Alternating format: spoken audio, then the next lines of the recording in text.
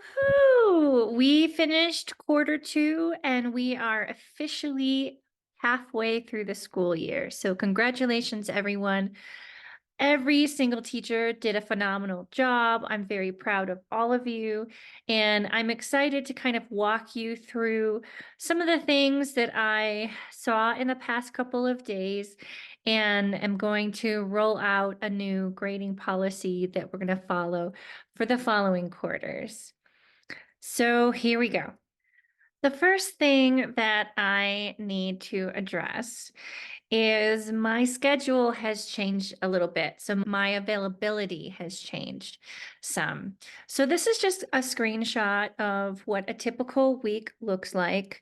On Mondays, I'm mostly wrapped up in MLSS meetings with the Ph.D.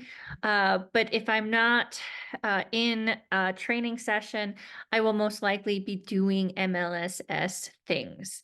So my availability is pretty limited on Mondays. Tuesday, from here on out, I will be attending all of the elementary grade level meetings. So I will not be available for anything on Tuesdays, except if you have questions for me in those meetings. Wednesday and Thursday, I primarily will be focusing and working on curriculum and coaching in middle school. But if you request an MLSS observation or any other type of meeting, that is when I am most available. On Fridays, I primarily focus on curriculum and instruction. I have a specials prep meeting from 8:15 to 9:15 in the morning, and then I have commitments later on. Every day, I teach capstone 8th hour, which is 2:21 to 3:25 every day. So I'm never really available at that time unless there is an imperative thing that comes up or I have a training outside of the school. So just to kind of keep in mind, I'm always available through email, chat, and Zoom sessions. And if you would like to set up a meeting or an observation, I'm mostly available on Wednesdays and Thursdays. Okay, so the first thing I really wanted to go over was reviewing our 4 categories and their weights. This year, the entire school is using 4 categories: classwork, project, test and quiz, and demonstration of mastery. Classwork, which if you are doing participation points would fall under classwork. Classwork is worth 30% of the grade. Projects and tests and quizzes are worth 10%, and your demonstration of mastery is worth a whopping 50%.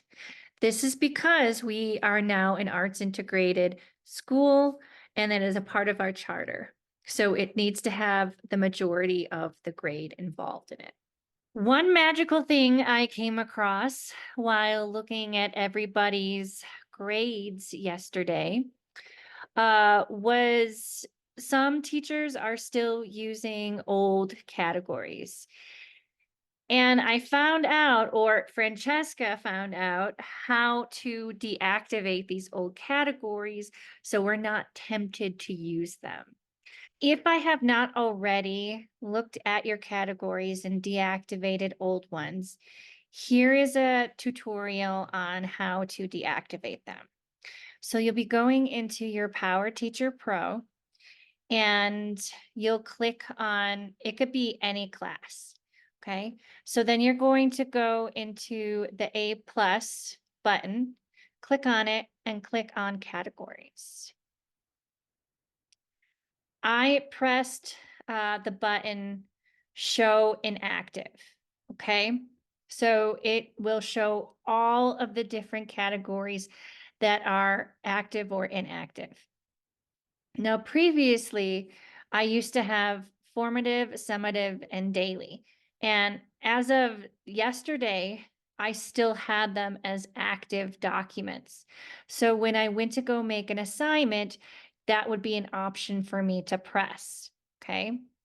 But if I go in to A plus and click on categories, and then you go over to the category, if there is a check mark that says it's active, and it shouldn't be because we only want these four categories active, the ones that have the schoolhouse next to it.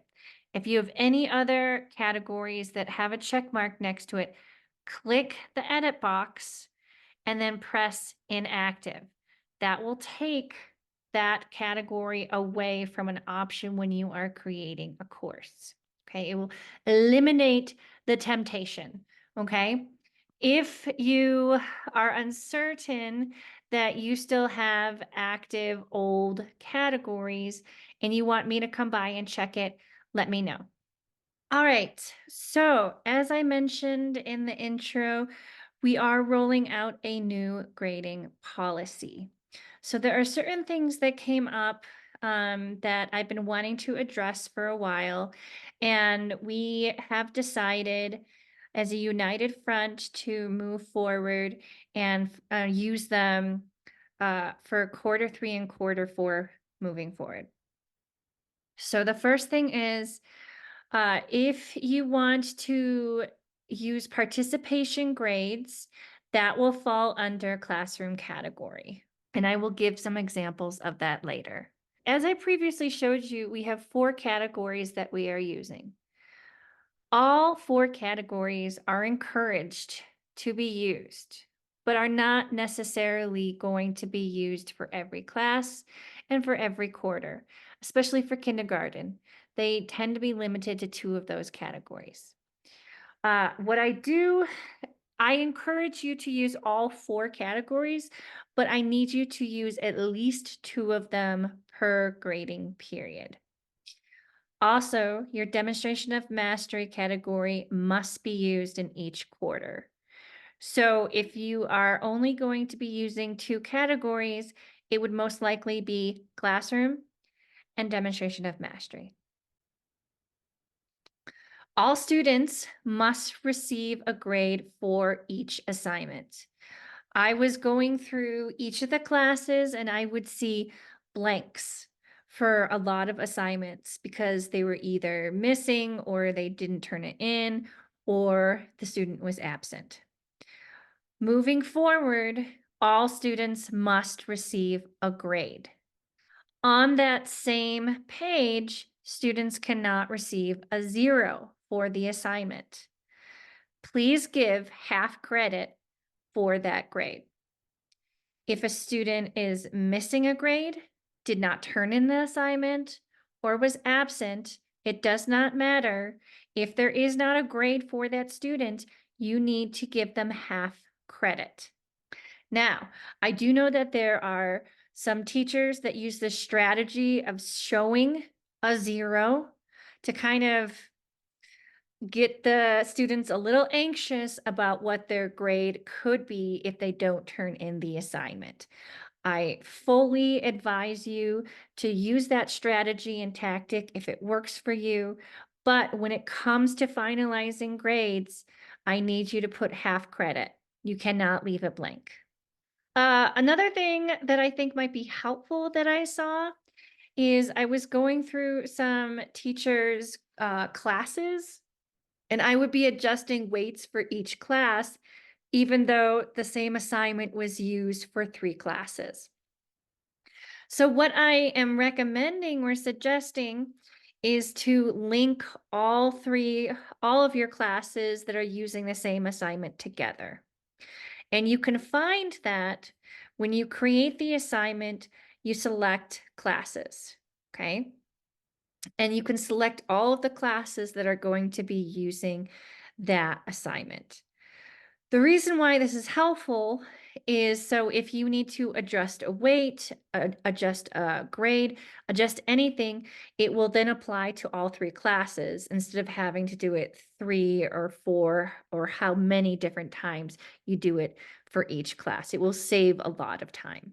I went through the general criteria of new policies that we are using moving forward. But there are specific criteria that relates to either elementary school or middle school. In elementary school, what I notice is that some put in grades for homeroom. You do not need to put anything in your homeroom. As a matter of fact, it should remain blank. The reason why we have a homeroom in your schedule is purely for attendance. It has nothing to do with anything else, just for attendance. Okay. So please do not enter anything in your homeroom. Per Mary Ellen, you're required to enter 1 grade per week. And also, everything needs to be graded by percentages. I noticed a speckling of people using points and others using percentages.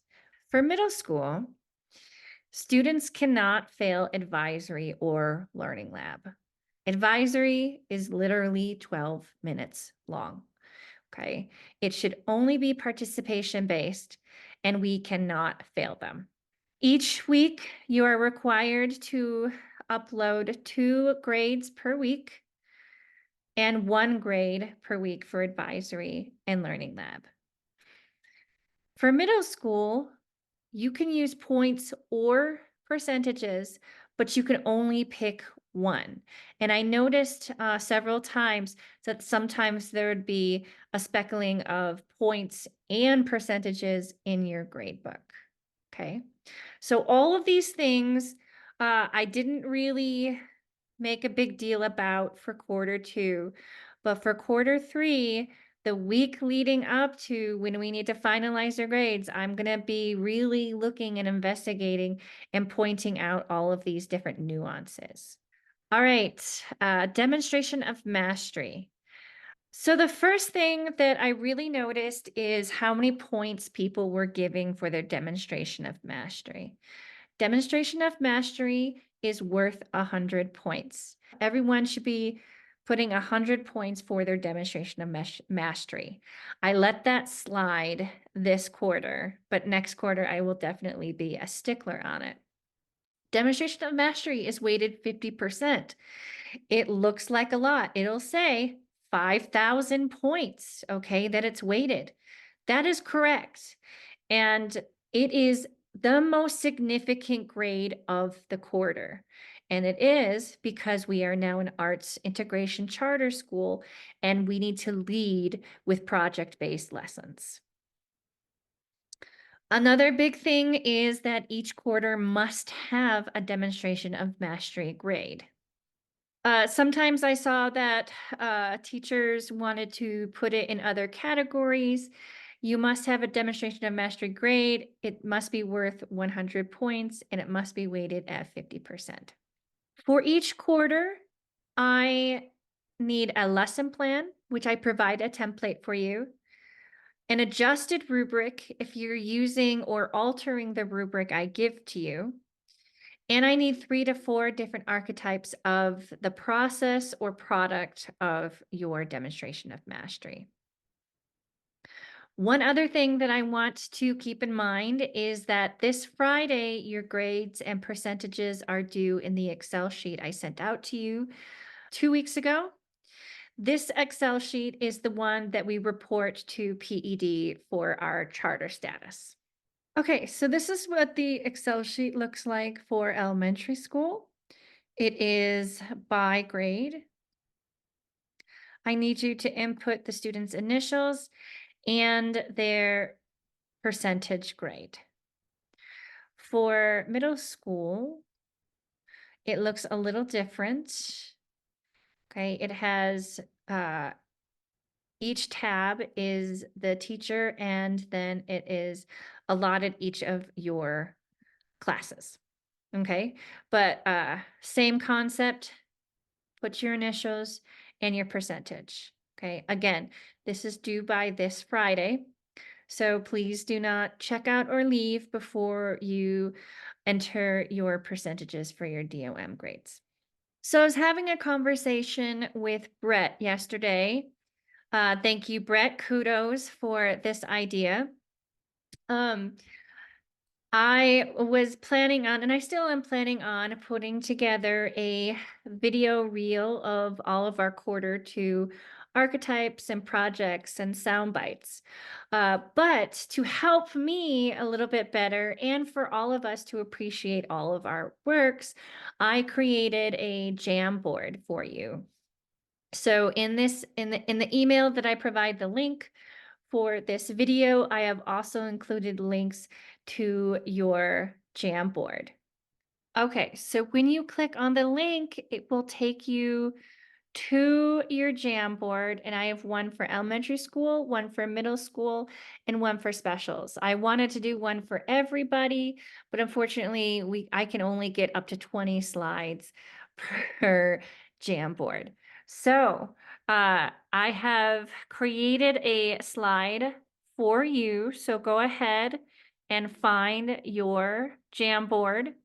All right. And then upload images or let us know about what your demonstration of mastery was, links, different things like that. And then I will take, so we can all kind of have this like little gallery walk of everyone's projects.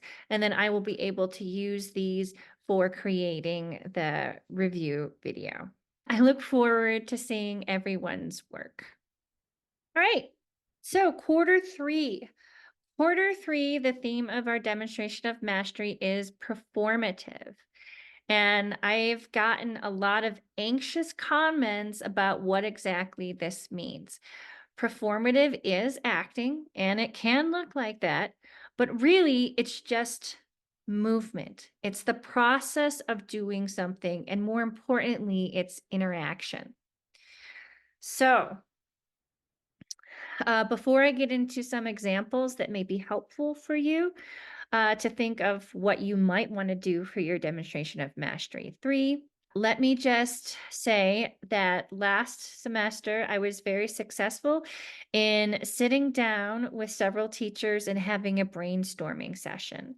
In this brainstorming session, I help create a lesson plan. I provide a suggested pacing guide and a materials list for you. Okay, so I'm hoping after you watch this video that you will get a hold of me and schedule a brainstorming session either next week or the following week. And let's get started. I am here to help you. I am not just saying it's performative, good luck. Okay, I'm here with you during the entire process to make it as easy and fun as possible. Another exciting thing that is happening is this quarter, we are inviting pre-K to be a part of our demonstration of mastery. Pre-K, you will be doing a demonstration of mastery based off of the curriculum that Mary Ellen has recently provided for you. And again, please take advantage of setting up a brainstorming session with me, and I can help you with designing and catering a demonstration of mastery that works with your curriculum.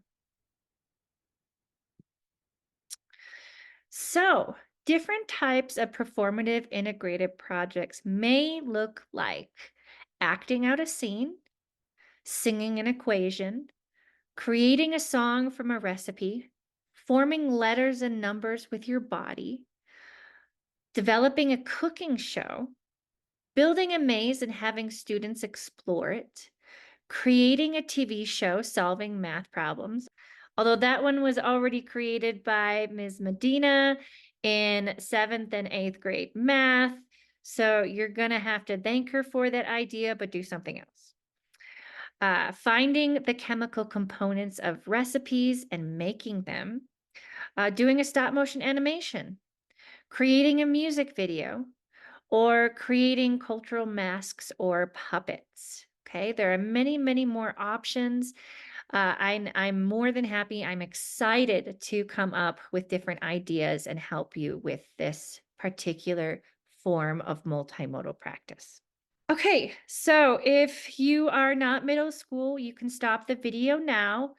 Although I encourage you to watch this part because the whole school is using Coyote notebooks, and you will find a lot of this information to be helpful. I do have a secret word to text back to me at the end of the video to know that you have watched this video and that I will be reaching out to you with other opportunities. If you stop watching at this point, please scroll to the end and make sure that you get a hold of that secret word to text back to me. All right, middle school, Coyote notebooks. Okay, so I will be coming in and monitoring your use of the Coyote notebooks in these next coming weeks to ensure that you have been using them properly and that they are being used in every single class. Keep in mind, students should not enter the classroom without their Coyote notebooks. A tip is to have the students line up outside and welcome the students at the door. Okay, so you're standing by the door, they're all standing outside, and they either have the Coyote notebook in their hand or they show it to you through their backpack. If they do not have it, immediately send them to me in the office. Also, if I'm not available, if I have let you know that I am away, or if it's a Tuesday, or if there's some other training I'm at, please just shoot me a line saying I sent so and so to gather a Coyote notebook page so I can record it. I will have those pages available if I'm not there. Using a weekly page is a 10-point deduction in advisory. So my goal is to send out a daily list of students who collect the pages. More likely, it's looking like a weekly lineup of who collected them. What I'm asking you is to please deduct 10 classroom points from your advisory student if their name is on the list. Okay. And the following page, I have a suggested way of doing that. Students should be writing in their Coyote notebooks every period. Now, there's a slight hiccup in this, in that the format does not include advisory or learning lab. But they should not be allowed in the classroom without their Coyote notebooks. So theoretically, I should be seeing all of the students who don't have their Coyote notebooks at the beginning of the day during advisory. I should not be seeing them throughout the day because that's the first time that they're using it. There are exceptions.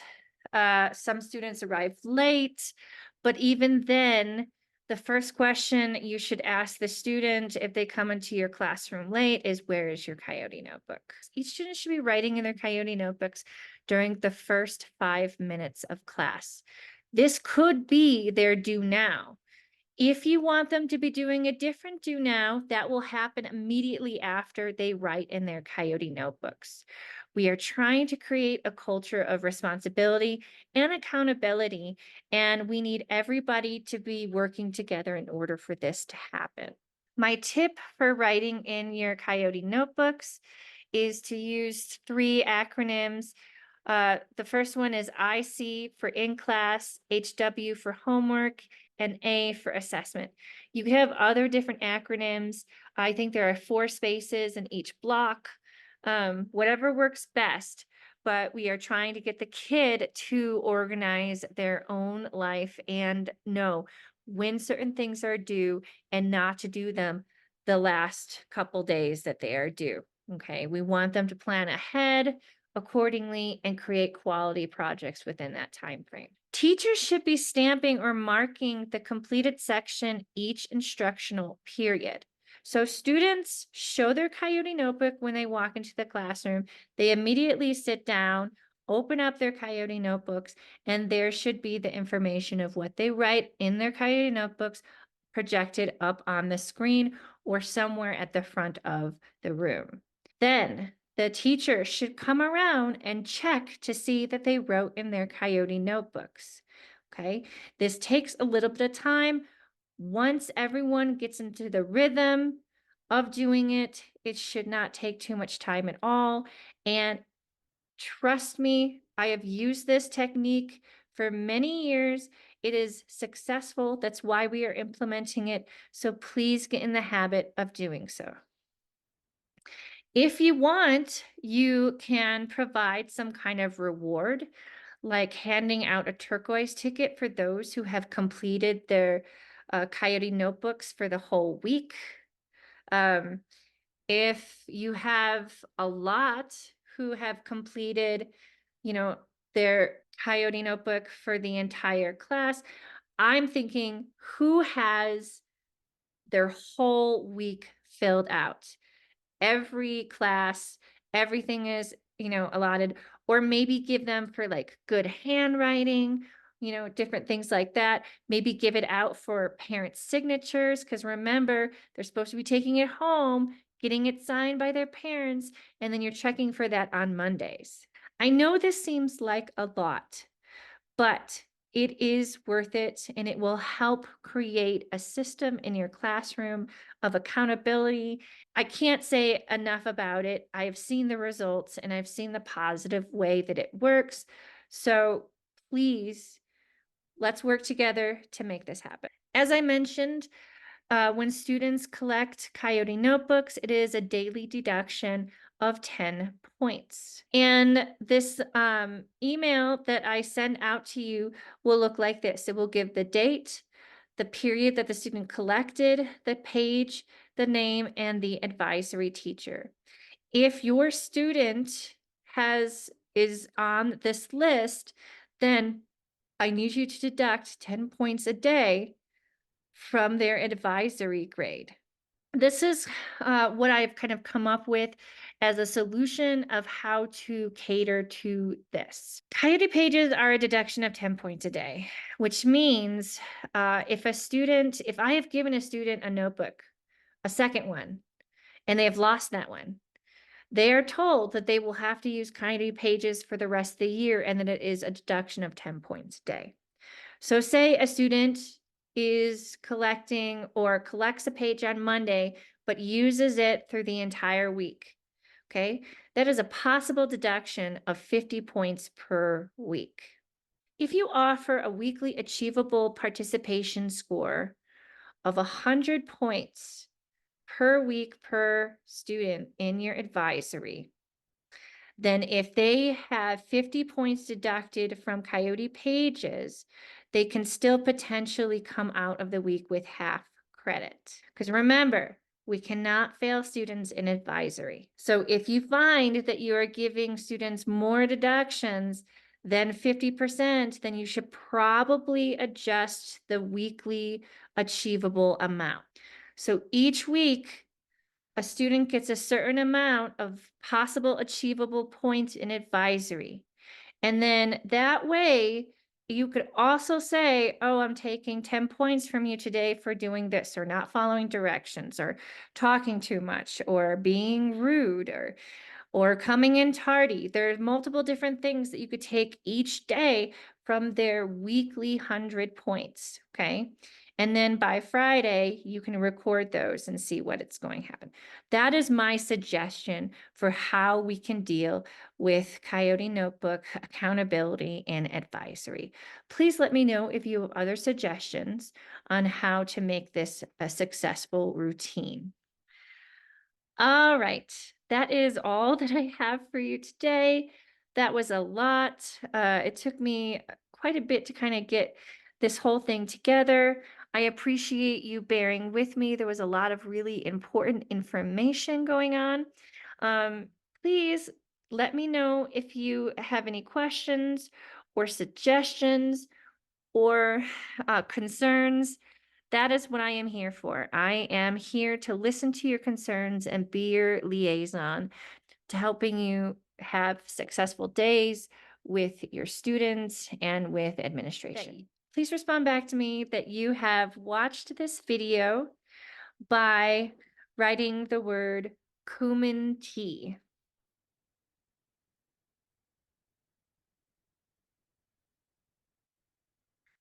Have a great week.